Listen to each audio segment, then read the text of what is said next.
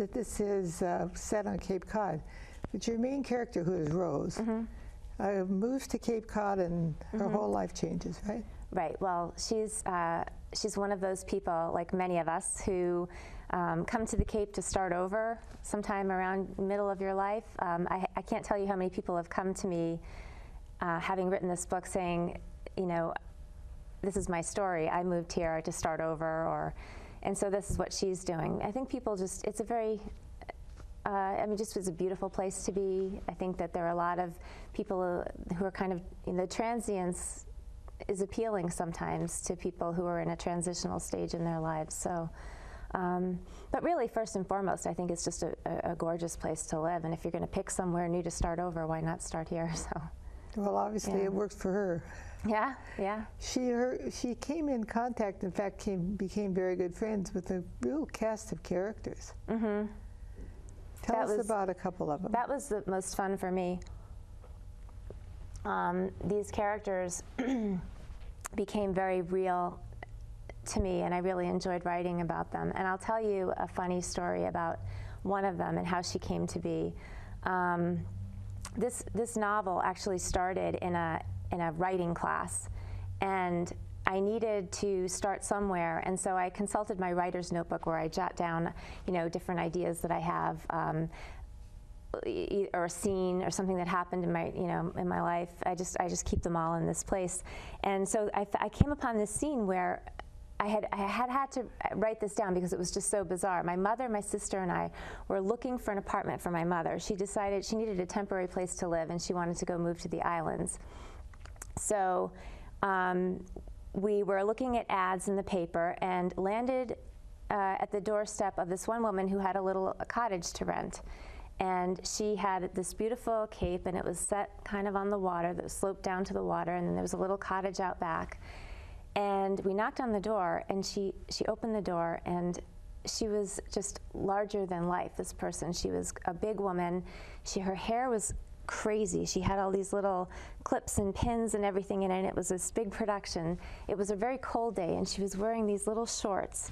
And then she had this tiny little apron on. I don't know what it was supposed to be covering.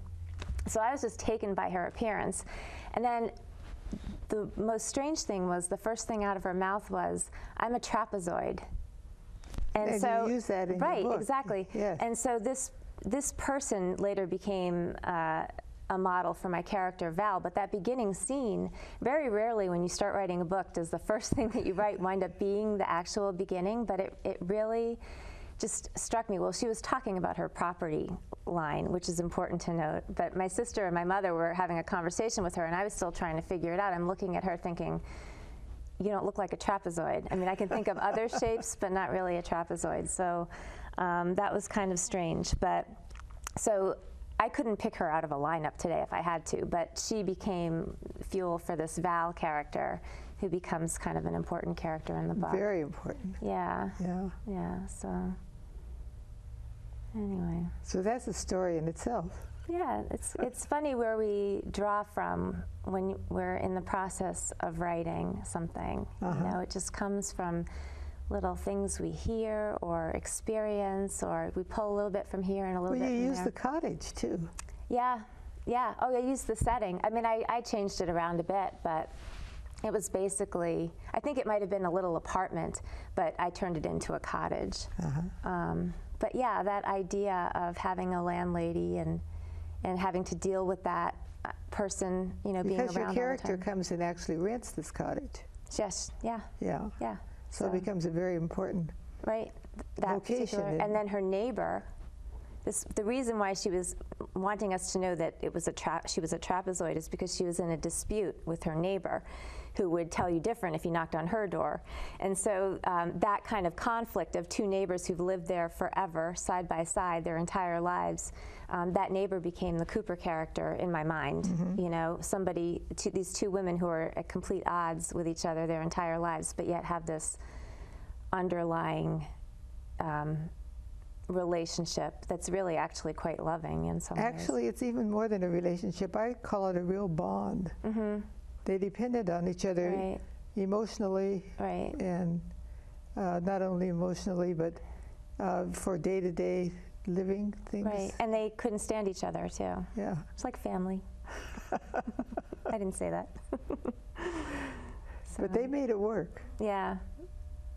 Yeah. Now, one of these women, though, is really a little weird. Which one? Well, they're both weird. One is Cooper? what you might say a little deranged. And why is she deranged? Oh, the Val character? Yeah. Well, I don't want to reveal too much. No, don't tell us. But the book